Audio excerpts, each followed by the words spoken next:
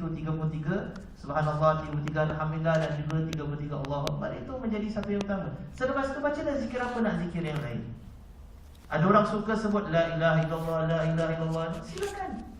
Ada orang sebut astagfirullah, astagfirullah, silakan. Ada orang suka baca ayat kursi, silakan. Setiap daripada kita ni berbeza-beza wiridnya. Kenapa setiap daripada kita ini berbeza-beza pemilihannya? Apa yang kita nak pilih dalam pembacaan kita. Jadi bila diulang benda tersebut, memang jadi basahan dalam diri kita. Dia ada membawa dua manfaat. Manfaat yang pertama, ia mengingatkan kita kepada Allah Subhanahu Wa Taala. Apabila kita berzikir, sudah pasti, saya yakin, diri saya dan juga tuan-tuan sekalian, apabila kita berzikir, ada kalanya kita ini lupa dalam keadaan kita berzikir. Lidah disebut subhanallah, subhanallah, subhanallah. Otak ni dah melayang cerita Hindustan, cerita orang putih, cerita apa, atau masalah keluarga. Otak dah melayang, tapi lidah semua. Adakah itu salah? Nak dikatakan haram? Tidak haram, kecuali kalau seseorang itu martabat dan tinggi di sisi Allah SWT. Tapi kita orang awam, kita tak boleh lari daripada hakikat demikian. Namun kita tetap berzikir. Kenapa? Kerana apabila kita tersedar yang kita ni hayal dalam zikir, kita tak fokus dalam zikir tersebut. Bila kita kembali kepada tumpuan kita kepada zikir tersebut, apa yang kita ucapkan, ia akan membawa satu keyakinan dalam diri kita tentang apa yang kita ucapkan tersebut. Kalau kita ucapkan astagfirullah, yakin kita minta kepada Allah keampunan dan Allah ampunkan kita. Kalau kita sebut subhanallah, maha suci Allah, kita yakin kita sucikan Allah Subhanahu Wa Taala. Apabila hati ini dekat dengan Allah Subhanahu Wa Taala, maka Allah dekat dengan kita. Kalau hati ini jauh daripada Allah Subhanahu Wa Taala, maka Allah akan jauh daripada kita. Kalau Allah jauh daripada kita, bukan maksud saya Allah jauh daripada kita, Allah tak tahu apa kita buat, na'udzubillah min dzalik, tidak. Maksud saya Allah jauh daripada kita inilah rahmat Allah Subhanahu Wa Taala tu jauh daripada kita. Pertolongan Allah jauh daripada kita. Apabila kita dekat dengan Allah, Allah dekat dengan kita, maknanya rahmat Allah tu dekat dengan kita. Pertolongan Allah SWT dekat dengan kita. Jadi itu manfaat yang pertama, zikir tersebut. Manfaat yang kedua, apabila kita berzikir dan kita ulang pada setiap hari, dia akan membawa kesan pada diri di mana kalau kita tak lakukan zikir pada hari tersebut, kita akan rasa sesuatu yang tidak kena. Hati ini tak tenteram. Bila kita berzikir, hati kita tenteram.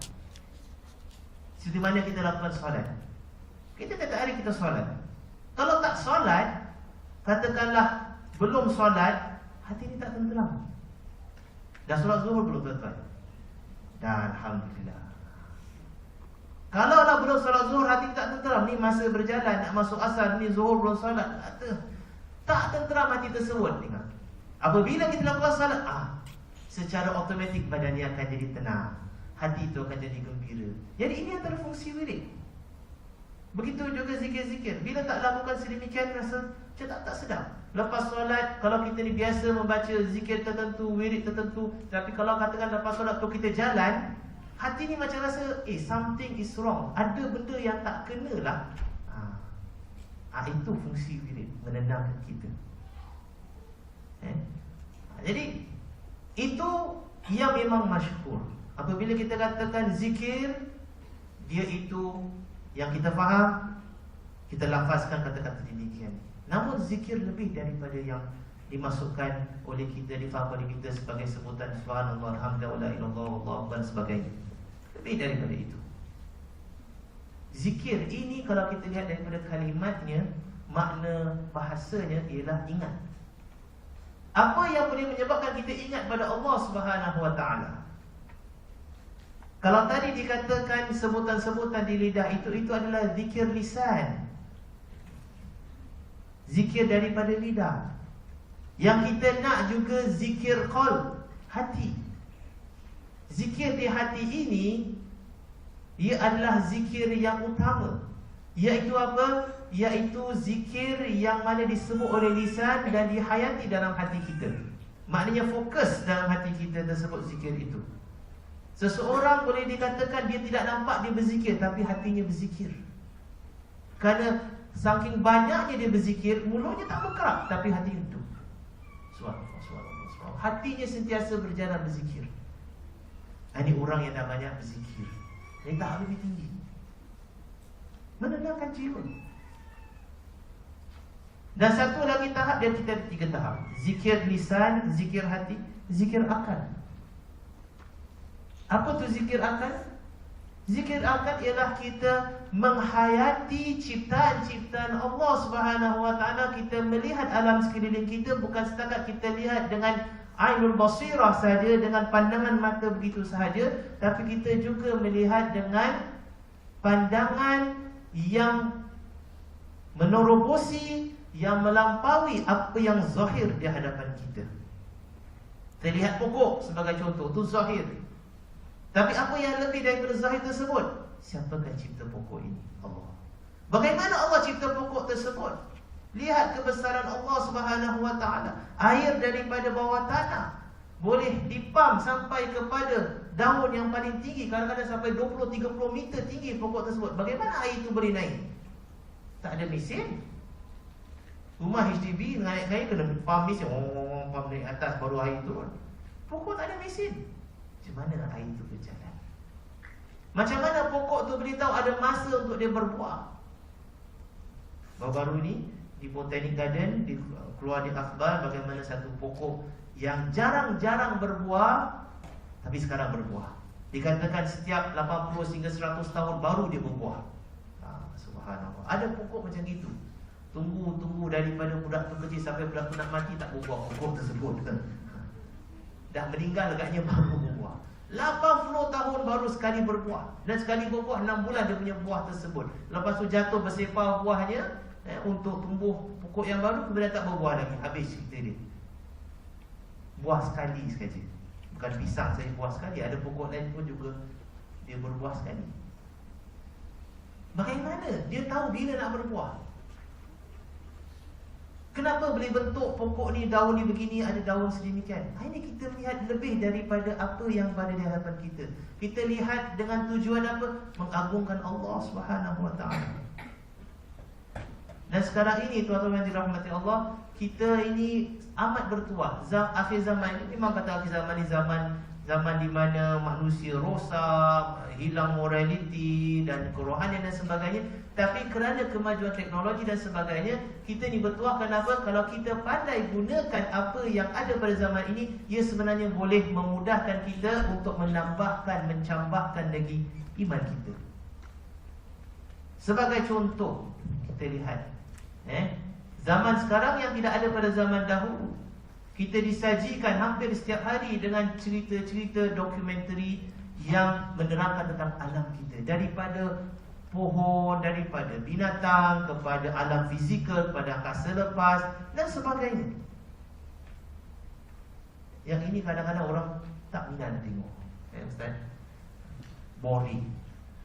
Alah, ni apa ini? Ini harimau makan rusa lah, rusa makan kambing lah. Apa ni semua cakap? Boring, tak ada cinta, tak ada konflik, tak ada apa. Tapi itu sebenarnya kalau kita lihat dengan tujuan mengagungkan Allah, melihat kebesaran Allah Subhanahu Wa Taala, itu lebih baik dan lebih utama daripada kita lihat benda-benda yang lain. Allah beri peluang kepada kita akhir zaman ini, zaman yang mana iman mendapat tentangan yang hebat daripada keadaan sekeliling, globalisasi dan sebagainya. Tapi dalam sesama ada juga Allah berikan kepada kita hadiah, mudah untuk tambahkan keimanan kita. Lihat kebesaran Allah. Kita tak mampu nak pergi safari, nak selam dalam laut, Allah terangkan dan sebagainya. Allah beri kita peluang untuk kaji. Jadi kaji. Ini dikatakan berzikir dengan akal. Renung ciptaan Allah Subhanahu Wa Taala. Apabila kita lihat sedemikian, diharapkan kita dapat mengagungkan Allah. Apabila kita mengagungkan Allah, kita ingat Allah yang kontrol hati, Allah akan memberikan ketenangan dalam jiwa kita. Saya rasa Ustaz cukuplah saya sampaikan pada petang ni. InsyaAllah akan dikongsi lebih oleh dan lebih sikit. Wallahualam. Terima kasih. Jazakallah. Sebelum kita teruskan dengan forum kita, sedikit peringatan bagi hadirin hadirat tentang format.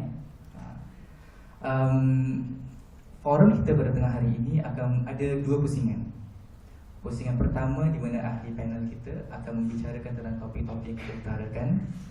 Dan pusingan yang kedua, kita akan khususkan satu masa yang agak lumayan bagi hadirin hadirat untuk mengutarakan persoalan-persoalan.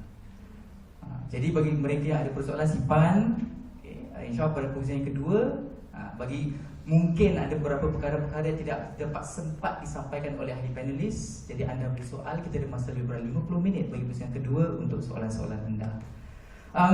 Saya ingin menekankan satu perkara yang bagi saya agak menarik, khususnya bagi forum ni. Kalau anda teliti sejak pada awal tadi, mukadimah saya ni lebih kepada pandangan ahli falsafah. Kalau ada perasan, philosophical aspects of ketenangan jiwa dan juga pursuit of happiness. Dan kalau anda teliti, anda betul-betul tadabbur tentang apa yang disampaikan oleh Ustaz Firdaus, metodologinya lebih kepada biologi. Anda perasan? Bagaimana ketenangan jiwa, ikatan antara hati dan juga brain melalui endorfin, enzim-enzim tertentu. Anda lihat, jadi menarik. Dan saya rasa apa yang katakan selepas ni, Syekh saya ni, kawan saya, metodologi lebih kepada perkara yang lebih tradisional, Al-Quran dan Sunnah, dalil-dalil daripada Al-Quran dan Sunnah. Jadi dia menarik. Jadi untuk menambah perkara sikit sebelum kita meneruskan pada Ustaz seterusnya, kembali kepada falsafah. Jangan marah saya kalau saya cakap pasal falsafah. Kalau anda kaji tentang apakah dia ketenangan jiwa berdasarkan kepada Socrates ataupun Aristotle, Epicurus dan sebagainya, mereka akan letakkan, klasifikasikan masalah ketenangan jiwa dalam salah satu daripada masalah filosofi yang dipanggil sebagai ethics. Ketenangan jiwa diklasifikasikan di bawah satu subjek yang dinamakan sebagai ethics. Dan apakah itu ethics? Akhlak. Jadi secara falsafah kita tidak boleh sampai kita dengan hati yang disampaikan oleh Ustaz tadi, kecuali melalui akhlak. Dan perkara ini dibicarakan oleh ahli falsafah. Namun Islam sudah lama datang dengan masalah ini. Islam sudah lama datang dengan hubung kaitnya ketenangan jiwa dengan akhlak. Dan ketenangan jiwa yang kita hadapi sekarang, masalah ketenangan jiwa adalah kerana masalah akhlak. Oleh kerana itu, saya akan teruskan perbincangan kita dengan Ustaz seterusnya, Ustaz Saifuddin. Bila beliau akan cuba menerangkan apakah dia kaitan antara akhlak yang mulia dan ketenangan jiwa. Untuk itu, pada tafadhal masykurah. Tafadhal.